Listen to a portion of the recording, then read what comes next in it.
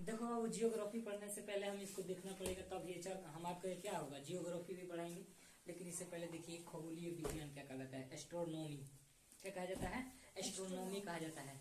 देखिए एस्ट्रोनॉमी में हम लोग आज पढ़ेंगे ब्रह्मांड के बारे में, ठीक है। ब्रह्मांड क्या होती है कि आप मुड़ी उठा के जो भी देखो, जो दिखेगा वो ब्रह्मांड कहलाता है, ठीक ना। आई बात समझ में, मुड़ी उठा के जो भी देखो, आपको जो भी आकाश से पिंड दिखे, ब्रह्मांड में जो भी आकाश से पिंड दिखे, ठीक ना, वो क्या कहला जाता है, ब्रह्मांड कहा जाता है। सभी समस्त आकाशीय पिंड को क्या कहा जाता है, ब्रह्मांड कहा जाता है, इस तरह बोले तो, ठीक ना। ब्रह्मांड क्या देखो, ब्रह्मांड में बहुत सारे आपको क्या दिखाई देंगे, तारा दिखाई देंगे, नहीं तारा दिखाई देंगे कि नहीं। जो ब्रह्मांड है ना वो अधिक मात्रा में क्या हो रहा है, विस्तृत हो रहा है। विस्तृत तो मतलब फैल रहा है, ठीक ना। तो फैल रहेगा तो उसमें सबसे ज्यादा क्या दिखाई दे रहा है, तारा दिखाई दे रहा है। अब समझो तारा किसे कहते हैं, तो वो आकाशीय पिंड जिसमें प्रकाश होता है और क्या होता है, उसमें हीट होता है, यानी उष्मा होता है।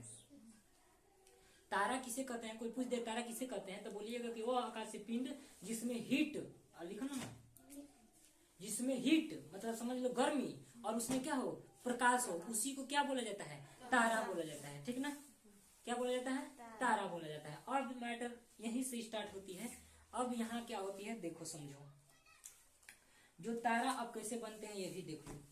तारा कैसे बनते हैं, देखो विरल गैस होते हैं, हमारे ब्रह्मांड में क्या होते हैं, गैस होते हैं।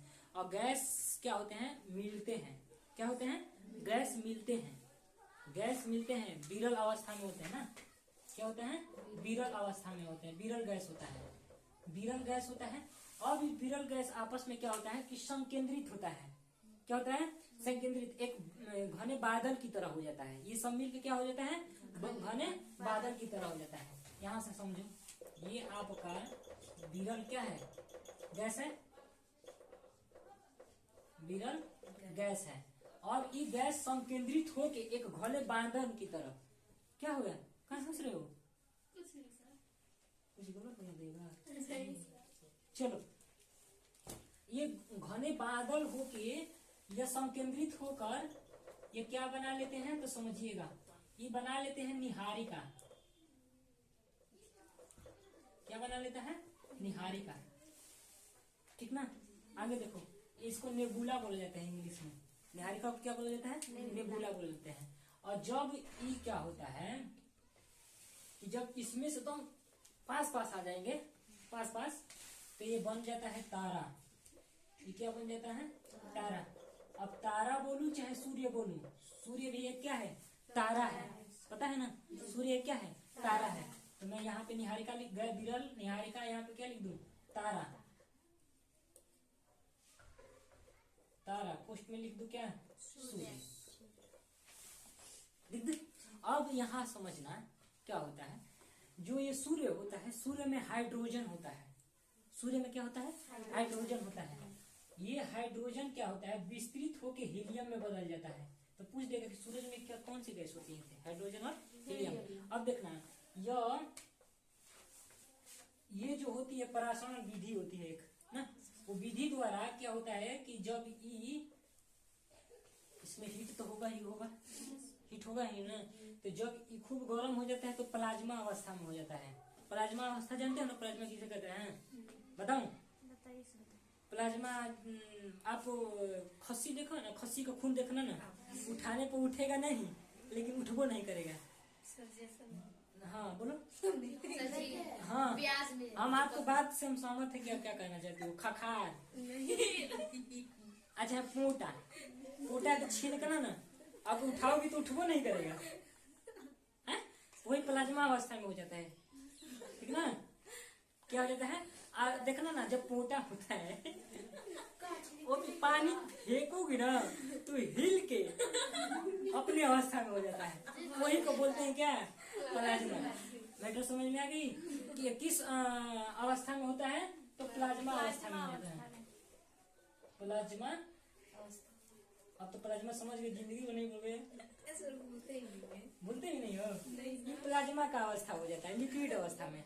देखो ये सूर्य भी है और लिक्विड अवस्था में हो जाती है। अब यहाँ समझना, देखो मैं आप, इसमें तो बहुत सी बातें हैं, इसमें क्या है, बहुत सी बातें हैं लेकिन आपको नहीं बता रहा हूँ, हवा में उड़ा ले जा रहा हूँ, इसलिए नहीं ले जा रहा हूँ। अगर मैं घुसेड़ दिया तो कहेंगे कि तैयारी करा रहे हैं, ठीक है ना। अगर अंदर से गया तो कह देंगे कि तैयारी करा रहे हैं, इसलिए मैं ऊपर ऊपर ले जा रहा हूँ उड़ा उड़ा के, जिससे कि आपको क्वेश्चन बन सके, ठीक ना।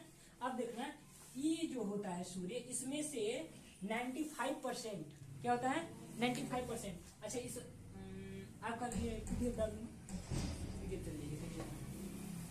अब ये देखना कि यह इसमें से सूर्य तो हीट होगा ही, इसमें से 95%, इसमें से क्या 95% जो क्या होते हैं उष्मा होती है, खत्म हो जाती है। तो ये किसका रूप ले लेता है, तो समझना, ये किसका रूप ले लेता है, तो आप समझिएगा लाल दानव का ले लेता है रूप। किसका ले लेता है, लाल दानव का ले लेता है, लाल दानव का रूप ले लेगा। अब समझना कि जब लाल दानव जब विखंडित होगा यानी टूटेगा, अब इसमें से ये 95% क्या हो गया, उसमें हीट खत्म हो गया, तो इसमें जो बचा ये क्या हो जाता है, लाल दानव। अब समझना, लाल दानव, इसे मिटा दूं, मिटा दूं ना, लाल दानव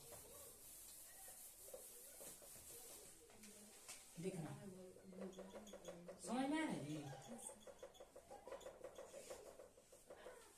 लाल दानव ये जब टूटता है तो दो भागों में टूटता है। बड़ा वाला भाग ये छोटा भाग होता जाता है, छोटा आई क्या हो जाता है, बड़ा, ठीक ना।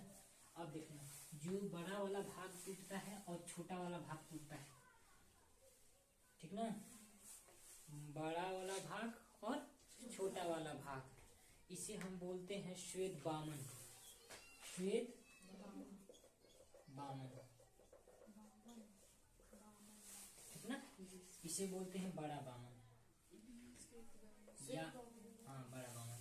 अच्छा छोड़ो ना, एक काम कर लेना, इसको बोला जाता है विस्फोटक। विस्फोटक तारा को, विस्फोटक तारा को बोला जाता है,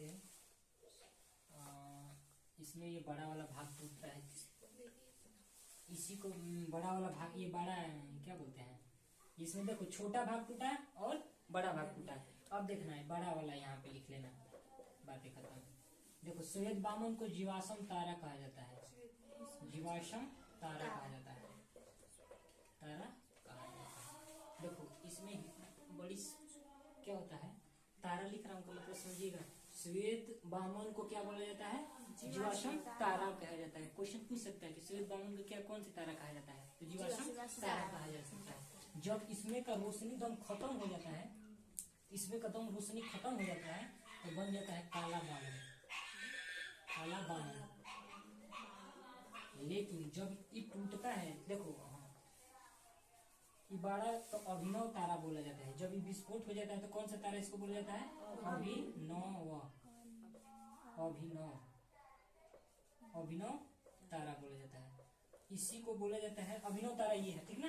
अभिनव तारा को चाहे विस्फोटक तारा यहाँ लिख लो ना, विस्फोटक तारा, आप समझ में आ जाएगा।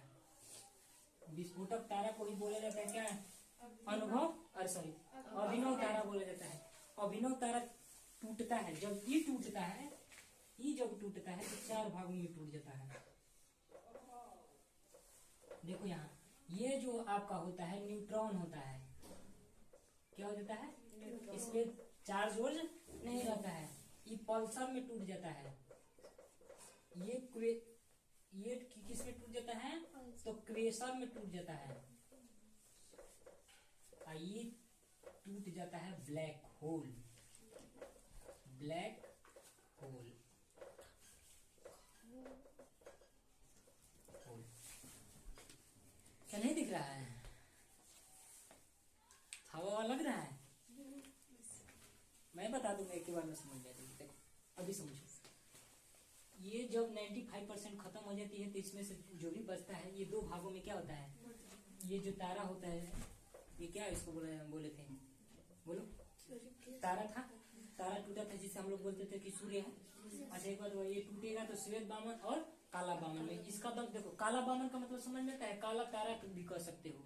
यानी ये इसमें से दम देखो श्वेत है, थोड़ा बहुत रोशनी बचता है ना, अगर जो ही रोशनी खत्म हो जाएगा तो श्वेत बामन का रूप ले लेगा। यानी अभी कुछ नहीं, काला बामन, हाँ सॉरी काला बामन का क्या कर लेगा, रूप ले लेगा। अब उसके बाद देखो ये टूटेगा विस्फोटक तारा।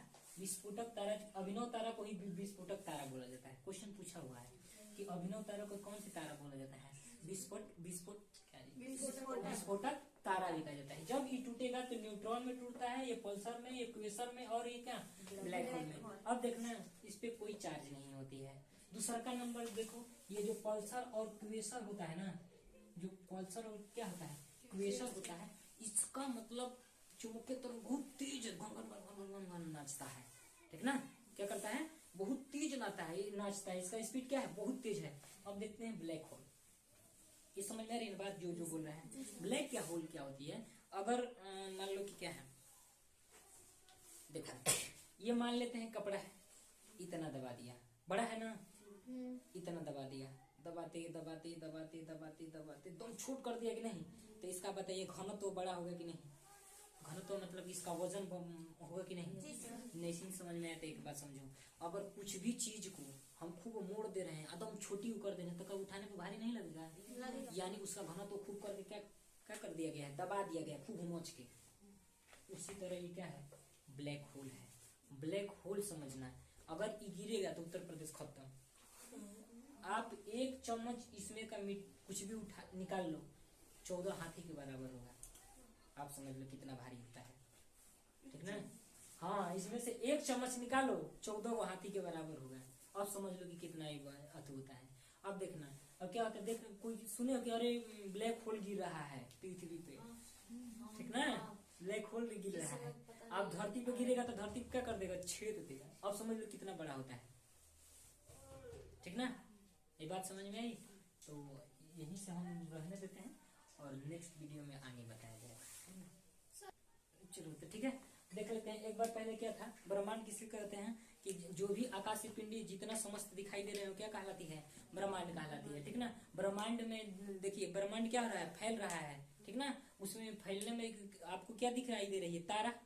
तारा खूब असंख्य में क्या दिखते हैं, तारा। तारा जो आपको दिखाई देता है, तारा किसे कहते हैं, तो जिस वह आकाशीय पिंड जिसके पास लाइट और क्या होती है, हीट होती है, उसी को क्या बोला जाता है, तारा बोला जाता है। तारा के बाद देखो जो भी आकाशीय ब्रह्मांड है उसमें क्या है, गैस है। गैस किसमें अवस्था में पाई जाती है, विरल अवस्था में पाई गई है, विरल गैस होती है। विरल गैस क्या करती है, संकेंद्रित होती है, मतलब आपस में आती है ग्रेविटी के कारण, यानी गुरुत्वाकर्षण के कारण। तो आती है तो पास में आ जाती है, जब पास में आ जाती है तो उसका बादल जिसे छा जाती है, विरल गैस क्या हो जाती है, बादल छा जाता है, निहारिका बन जाता है। निहारिका से क्या बन के जाता है, तो आपका तारा बन जाता है, खूब अथू होके, बादल जिसे खूब पास में आके, ठीक ना, निहारिका बन जाता है। निहारिका से निहारिका तो क्या तारा बन जाता है, तारा को ही सूर्य बोला जाता है। उसमें से टूटेगा तो एक श्वेत बामन हो जाएगा, और श्वेत बामन, अरे तो बात भूल गए थे, चलो रिपीट कर लेंगे, याद नहीं आया, चलो अब याद है।